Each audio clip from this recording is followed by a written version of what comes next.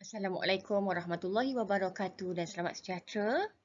Saya Cikgu Nur Fatimah binti Egani, boleh panggil saya Cikgu Tim.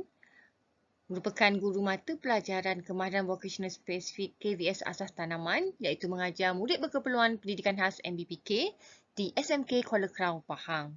Jadi saya mempunyai 8 orang murid, 6 orang murid lelaki dan juga 2 orang murid perempuan.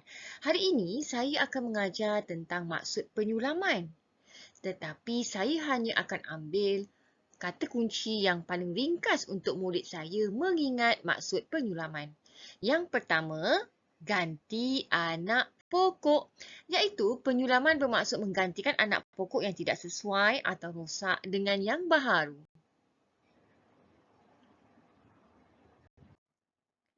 Seterusnya, yang mati iaitu anak pokok yang mati perlu diganti supaya tanaman tetap seragam.